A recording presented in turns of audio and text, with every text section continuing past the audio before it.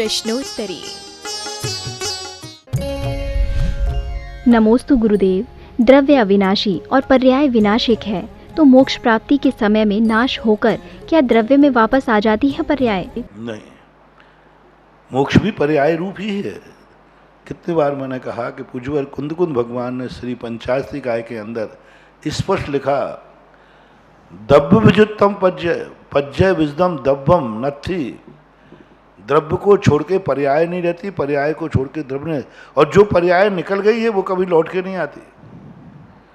नई पर्याय उत्पन्न होती है, उत्पाद व्यय ध्रुव युक्तम शत। ये नियम से एक पर्याय मिटती है, दूसरी नियम से उत्पन्न होती है, दूसरी उत्पन्न होते के पहले वो पर्याय मिटती है। तो ये तो सिद्धों में भी चलता रहता है, उसमें विलय को प्राप्त नहीं होती। पर्याय निकलना कभी बंद नहीं होती, क्योंकि द्रव्य का स्वरूप है उत्पाद व्यय ध्रुवयुक्तम शत। शत द्रव्य लक्षणम कभी नहीं होती। हाँ, संसार की पर्याय मिट जाएगी, मोक्ष पर्याय आएगी। पर्यायें निरंतर उत्पन्न होती रहती हैं, पर्यायों से ही सुख मिलता है। पर्याय यूँ मानो खाने वाला तुम हो, लेकिन भोजन क्या है? भोजन नहीं मिलेगा तो क्या तुम खाओगे? पर्याय भोजन है और भोक्ता द्रव्य है। नमोस्तु गुरुदेव। अरिहंत और तीर्थंकर की प्रतिमाओं में क्या अंतर होता है? अष्टप्रातिहार्य जो सामान्य रूप से विशेष होते हैं, आगम में शास्त्रों में अरहंत और कोई सामान ज़्यादा कोई अंतर नहीं कहा गया। शास्त्रों में इतनी लिखा है, पूज्यवर यतिवर सब महाराज ने, अष्ट प्रातिहार्यों से युक्त प्रतिमा अरहंत की होती है, अष्ट प्रातिहार्यों से रहित सिद्ध भगवान की होती है। बस इतना ही लिखा है। तीर्थंकरों की मूर्ति अलग से होती हैं, ऐसा कोई उल्लेख अकृत्रिम चैत्यालयों के आदि के संबंध में नहीं मिला। अब रही बात कृत्रिम चैत्यालयों में, तो कृत्रिम चैत्यालयों में भी 8वीं-9वीं शताब्दी के पहले अरहंत की ही मूर्तियां बनती थी। 8वीं-9वीं शताब्दी पर कोई मूर्ति में चिन्ह नहीं होता था। मास सामान अकृत्रिम चैत्यालयों में जैसे अरहंत की मूर्ति होती है, ऐसे अरहंत की ही मूर्तियां हुआ करती थी। आज भी प्राचीन मूर्तियों में चिन्ह नहीं, श्री महावीर जी की मूर्ति में चिन्ह नहीं, सांगानेर के आदिनाथ भगवान की मूर्ति में चिन्ह नहीं, कुंडलपुर के बड़े बाबा की मूर्ति में कोई चिन्ह नहीं। जो प्राचीन मूर्तियां हैं आज भी उनमें चिन्ह नहीं है। चिन्ह जो प्राप्त है 8वीं शताब्दी के बाद, बल्कि 9वीं शताब्दी के बाद चिन्ह युक्त मिलना, प्रतिमाएं मिलना शुरू हुई। उसके पहले सामान अरहंत की ही मूर्तियां बनती थी। नमोस्तु गुरुदेव। जिस प्रकार 63 शलाका पुरुषों की संख्या यहाँ कम हुई, उसी प्रकार क्या अन्य भरत ऐरावत क्षेत्रों में भी संख्या कम होगी? हुंडा और सर्पणी कारण वहाँ हो सकती है। अन्य भरत ऐरावत के संबंध में आगम में उल्लेख नहीं मिला, लेकिन हो सकती है, क्योंकि वहाँ भी हुंडा और सर्पणी है। 5 भरत और 5 ऐरावत क्षेत्रों में बराबर इस समय हुंडा और सर्प चल रहा है। जो अनहोनी घटनाएं यहाँ घट रही हैं वहाँ भी घटी होंगी, वहाँ दूसरे प्रकार की हो सकती है, लेकिन होने में कोई बाधा नहीं। नमोस्तु गुरुदेव। वस्तु स्वरूप विचार, खुशी से सब दुख संकट सहा करें, इस पंक्ति का क्या महत्व है? वस्तु स्वरूप क्या है ना? वस्तु स्वरूप यानी संसार में जो कुछ भी हमें देखने में आ रहा है, ये सब वस्तुएं हैं। एक दुश्मन है तो हमें गाली देता है, बुरा विचारता है। वस्तु स्वरूप करो कि दुश्मन क्या हमें भलाई सोचेगा, बुराई नहीं सोचेगा? तो एक क्रोधी व्यक्ति क्रोध करता है तो क्रोध व्यक्ति क्रोध नहीं करेगा तो क्या क्षमा करेगा? बिच्छू का स्वभाव डंक मारना है तो अपन डंक मारना उसका स्वभाव समझ लें। यानी जो भी दुनिया में हो रहा है सबका स्वभाव समझ जाए। वस्तु स्वरूप स्वभाव समझने से हमारे ऊपर दुख आया है, हमने कोई अशुभ कर्म किया था, अशुभ कर्म करने का स्वभाव है दुखी करना। अब दुख किस लिए हो रहा? वो तो स्वभाव है। हमने जो कर्म खोटे किए थे, आज वो खोटे कर्म करोगे तो दुख होगा। अब दुख में तुम रो क्यों रहे हो? क्योंकि खोटे कर्म का स्वभाव ही दुख देना है। तो ऐसा प्रत्येक वस्तु के स्वभाव को यदि हम समझ जाएंगे तो फिर हमारे लिए तकलीफ नहीं हुई, शांति मिलती है। नमोस्तु गुरुदेव। सुमेरु पर्वत जो अनादि काल से स्थिर है, उसे स्थिर रहने के लिए अधर्म द्रव्य की जरूरत होगी कि नहीं? अधर्म तो पूर्ण व्याप रूप है, पूरे 3 लोक में व्याप्त होकर शाश्वत अविनाशी है, वो तो सदा है वहाँ पर। नमोस्तु गुरुदेव। देवताओं को अष्टमी, चतुर्दशी एवं पर्वों का पता कैसे चलता होगा? वहाँ सब सिस्टम लगे रहते, ऑटोमेटिक सब सिस्टम भरे हुए हैं। वहाँ अपने आप घड़ी बाजे बज जाते हैं, घंटी बज जाते, सब सिस्टम वहाँ ऑटोमेटिक सिस्टम है। उनको पता नहीं करना पड़ता कि कितने बज गए, वो अपने आप वहाँ पता चलता रहता है कि 24 घंटे हो गए हैं, अष्टांग का पर्व आ गया है, भगवानों के जन्म हो गए हैं, सब सिस्टम है। नमोस्तु गुरुदेव। मंदिर आदि के निर्माण कार्य में कुछ लोग तो तन मन और धन देकर कार्य करते हैं, कुछ पदाधिकारी घर ही बैठे रहते हैं, तो पुण्य किस किस को लगेगा? पहली बात तो है, जिनकी मूर्ति जिनकी भावना की है, उस दिन तो उसी दिन बना दी उसने मूर्ति जिस दिन उसने पैसा चुका दिया। जिस दिन भावना कर ली, भावना करते ही उसका रजिस्ट्रेशन हो गया और दान देते ही उसका फल मिलना चालू हो गया। अब आज की अवस्था में कमेटियां बनाती हैं, तो कमेटी को बनाएगी तो कमेटी को पुण्य लगेगा, लेकिन पैसा तो आपने ले लिया और कमेटी ने कार्य नहीं किया तो कमेटी को पाप लगेगा, अंतराय कर्म का बंद होगा। दातार का पैसा जिस भावना से दिया है उस भावना से नहीं लगाती है तो कमेटी पूर्णतः दोषी है, और यदि लगाती है तो बराबर कमेटी वालों को भी उसकी अनुमोदना का सहयोग का पुण्य लगता है। और कमेटी से आपने कुछ कहा नहीं, मान लो परिस्थिति बिगड़ गई, कुछ विपरीत है, तो आपको कमेटी से रिन्यू कराना चाहिए कायदा से। जैसे मान लीजिए आपने मंगल कलश बैठाला चतुर्मास के, खूब बैठालते हैं। अब मंगल कलश बैठालने के बाद आपने कहा था कि मैं हर साल किस्त दूंगा, साल भर हो गई, किस्त दी कि नहीं दी है, तो जो मंगल कलश तुम्हारे घर में गया है वो मंगल के स्थान पर नकारात्मक ऊर्जा छोड़ना शुरू कर देगा, वो अमंगल करना शुरू कर देगा। जैन दर्शन के में स्पष्ट कहा, जो चीज़ें हैं ये दीपक के समान हैं, इनको सावधानी से लोगे तो ये प्रकाश देंगे और चूक गए तो जला के भस्म कर देंगे। वही मंगल कलश आपको नकारात्मक ऊर्जा देना शुरू कर देगा, वही मंगल कलश आपका अमंगल शुरू कर देगा, क्योंकि आपने उस मंगल के साथ बेईमानी की है, आपने उस मंगल के कलश के साथ धोखा दिया है। क्योंकि आप बोल के आए थे कमेटी से मंगल कलश ले जा रहा हूँ, मैं इसको इस प्रकार से पैसा इसका दूंगा, या तो एक साथ दे दूंगा या किस्तों में दूंगा। आपने किस्त को ध्यान नहीं रखा। जब बैंक में आप गाड़ी उठाते हैं और किस्त नहीं पहुंच पाए तो फिर बैंक वाले क्या करते हैं? बोलो, गाड़ी उठा लेते हैं या फिर और कुछ करते। ऐसे ही यहाँ पर है, भगवान की किस्त है। आपने यदि सालों का संकल्प किया है तो आपको तारीख बाई तारीख किस्त रखना चाहिए। आज 1 मिनट भी ऊपर नहीं हो पाए, आज की तारीख में मेरा 1 साल हो गया, तुरंत आप जाकर कमेटी से मिलिए। आपकी शक्ति है तो किस्त जमा कराइए, नहीं है तो कमेटी से हाथ जोड़कर क्षमा याचना करके भगवान के पास श्रीफल ले जाओ, भगवान के पास श्रीफल ले जाओ, कमेटी को ले जाओ और श्रीफल लगा चढ़ा करके भगवान के सामने प्रतिक्रमण करो, अपनी आलोचना करो और भगवान से सामने कमेटी से याचना करो कि मुझे थोड़ा सा समय और बढ़ा दिया जाए। विधि है इसकी, ध्यान रखना। कई लोगों की ऐसी बातें आ जाती हैं, जब वो दान नहीं दे पाते हैं तो मैं उनको, क्योंकि भक्त है, परिस्थिति आ गई, मैं उसको भगवान के सामने ले जाने कमेटी के साथ भेजता हूँ। कहते जाओ भगवान के सामने क्षमा मांगो, प्रतिक्रमण करो और याचना करो कि मुझे थोड़ा सा समय और बढ़ा दिया जाए, तब कहीं आप समय बढ़ा सकते हैं। नहीं तो मंगल कलश तो उठा के ले जाते हैं चतुर्मास में और घर में ले गए सब मंगल कलश, और बाद में देने की बारी आई तो कमेटियों को मुश्किल पड़ जाती लगना। उगाना बहुत कठिन है। ग्राहक दुकान माल से ले जाता है, लेकिन उगावनी करने के लिए क्या करना पड़ता है आप लोगों को? उसके घर के कितने चक्कर लगवाता है वो। यही दान में होने लगा आजकल।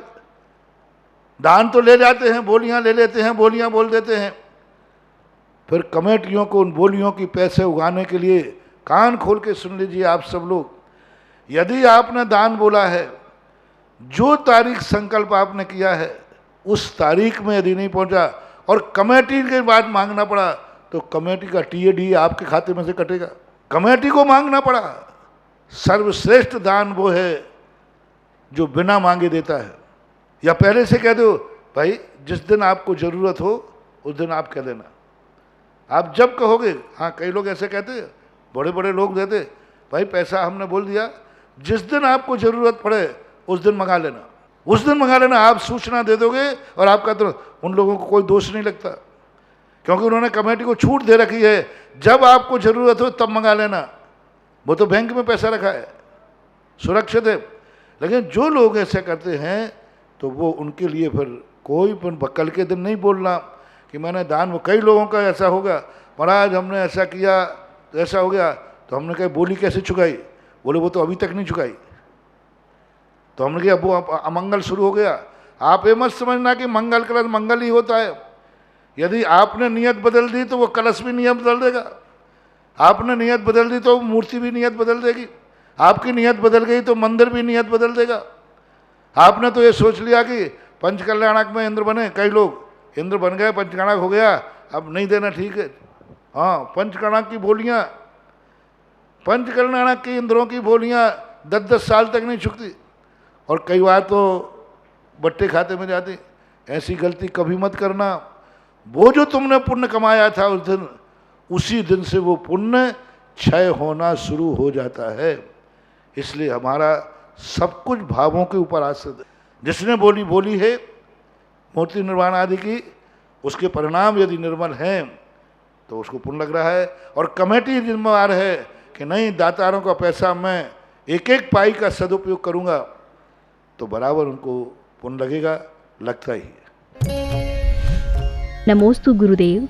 23 वर्गणाओं में से 5 काम आती हैं, शेष 18 वर्गणाएं काम नहीं आती, तो इन वर्गणाओं को बनाने का क्या उद्देश्य है? और वीर सिंह स्वामी ने धवला की 14वीं पुस्तक में इन वर्गणाओं का बड़ा विस्तार से वर्णन किया। ये वर्गणाएं ऐसी हैं, जो वर्गणाएं काम तो नहीं आती, लेकिन नेचुरल प्रोसेस है। क्या इस दुनिया में बोई हुई हरियाली होती कि बिना बोई भी हो जाती है? कितनी हरियाली है, बोने से जो होती है वो तो है ही, लेकिन बिना बोई कितनी हरियाली हो जाती है। कितनी हरियाली अपने आप उगती है जो किसी काम में नहीं आती, किसी काम में नहीं है, कोई काम में नहीं आती, लेकिन उगती है।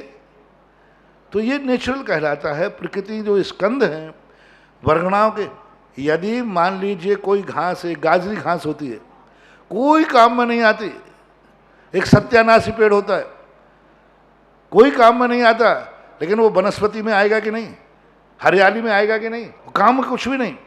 इसी प्रकार से वर्गणाओं की जो प्रोसेस है वो वर्गणा रूप बन गया।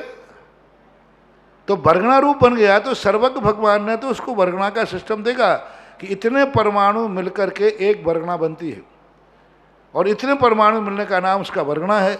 तो ये इतनी 24 प्रकार की जो वर्गणाएं हैं वो वर्गणा की कोटि में आ गई। इतने प्रकार की वनस्पतियां हैं जो इस प्रकार से उगती है, वो वनस्पति है। तो वनस्पति की संख्या में तो आएगा, जो 10 लाख वनस्पति में है उनमें तो आएगा। लेकिन आपने कहा महाराज जी ये वनस्पति क्यों है? तो किसी काम की नहीं है। अरे काम की नहीं है, लेकिन वनस्पति तो है। ऐसे कितना जल है जो किसी काम का नहीं है, कितना जल है लेकिन वो जल है। कितनी पृथ्वी है जो किसी काम की नहीं है, बंजर पृथ्वी है, लेकिन वो पृथ्वी का है। कितनी हवाएं चलती हैं जो किसी काम की नहीं, लेकिन हवा है। तो ये सिस्टम जानना चाहिए कि वो वर्गणाएं नेचुरल रूप से, वर्गणाओं का जो सिस्टम है उस सिस्टम को पा चुकी है, लेकिन वो वर्गणा में ऐसा दुर्गुण है कि वो किसी काम में नहीं आ रही। न कर्म वर्गणा रूप बन रही है, न नौ कर्मणा रूप बन रही है, न भाषा रूप बन रही है, कोई काम में नहीं आ पा रही है, लेकिन वो वर्गणा है। नमोस्तु गुरुदेव। संघी पंचेंद्रिय जीव मनुष्य एवं त्रियंच दोनों होते हैं। त्रियंच गति के जीव मन होते हुए भी शब्दों व विवेक के अभाव में अपना विकास नहीं कर पाते, तो दोनों के मन में क्या अंतर है? दोनों के अनुभव बहुत अंतर है। और त्रियंच विकास नहीं कर पाते, किसने कहा? किसने कहा त्रियंच विकास? त्रियंच तो इतना विकास कर पाते हैं कि आज विज्ञान बहुत ऊंचाई पर पहुंच गया है। एक कुत्ते ने कहा कि तुमने इतना मनुष्य, तुम इतने बड़े होकर, इतने वैज्ञानिक होकर, इतने बुद्धिमान होकर, आखिर जब 15 अगस्त में परेड ग्राउंड में बम खोजना पड़ता है तो मेरे ही काम कर दो, मुझे से खोजवाते हो, और वो खोज के ला देता है। तो तिरहंचों में बुद्धि नहीं होती, ऐसा किसने कहा? ठीक है, शब्द का अभाव होने से वो व्यक्त नहीं करते, लेकिन वो व्यक्त करते हैं। उनकी भाषा समझने का प्रयास करो। अभी मैंने परसों कहा था ना, ऐसी गाय, एक यहाँ गाय, उसको तकलीफ थी। वो गाय कहाँ हमारी संशाला में पहुँच गई और उसने टाइम सेट किया कि महाराज बाहर कब निकलते। उसने सेट कैसे किया होगा वो जाने। प्रवचन के बाद जैसे हम गए, वो पीछे के साथ जहाँ कहीं कोई जानवर, गाय जा नहीं सकती, वहाँ पर चारों तरफ से बंद है, उसने कहा सीढ़ियों से उतरकर वहाँ पहुँची। और मैं इधर से जा रहा हूँ और वो मेरे कमरे के बाहर आकर मेरी तरफ मुँह करके मेरे सामने आके खड़ी हो गई। और मेरे सामने आके खड़ी होकर के और टप टप करके उसने आंसू गिरा दिए। मैंने खुद अपनी आंखों से देखा। महासागर भी वहीं खड़े थे। मैंने सबको बुलाया, देखो ये गाय क्यों, वही बिल्कुल उसने सामने सेटिंग की। उसने कहा मेरी तकलीफ यहाँ कोई सुनने वाला नहीं है। उसने महाराज को पकड़ा और महाराज के सामने कह दिया, ऐसे टप टप जैसे अपने मनुष्यों के गिरते टप टप करके गिर रहे। और मैंने तुरंत उसको केयर किया। मैंने कहा इसको तकलीफ जरूर है ये, और बिल्कुल शांत आके खड़ी हो गई, कुछ नहीं बोली वो। तुरंत मैंने डॉक्टर से मैंने कहा कि नहीं, उन्होंने कहा नहीं ये तो गाय है, यूँ कर दे। मैंने कहा नहीं, गाय है, गाय कभी रो नहीं सकती।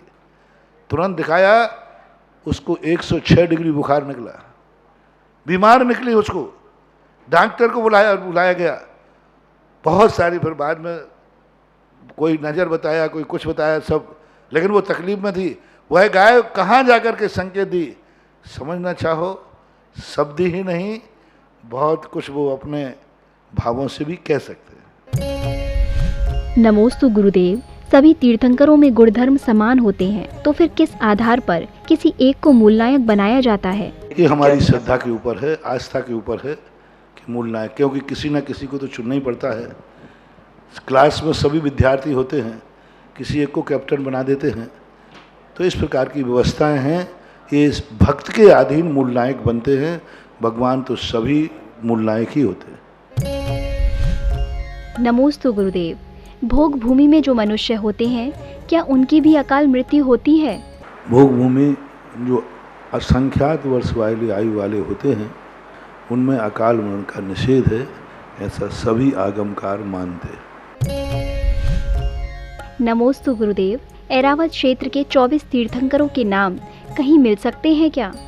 30-24 के कुछ 30-24 विधान है, उसमें कुछ नामों का उल्लेख किया है।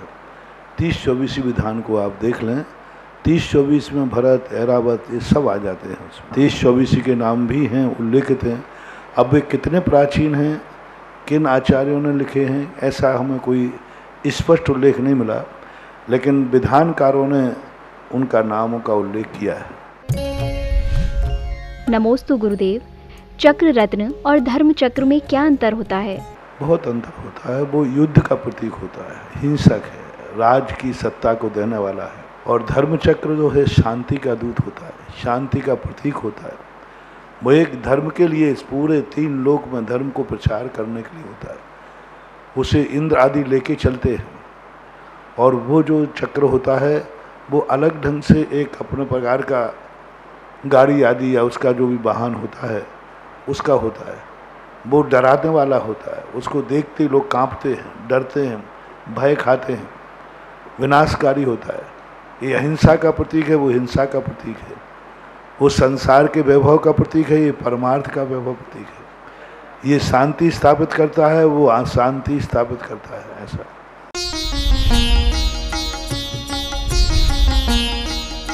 सुधा प्रश्नोत्तरी।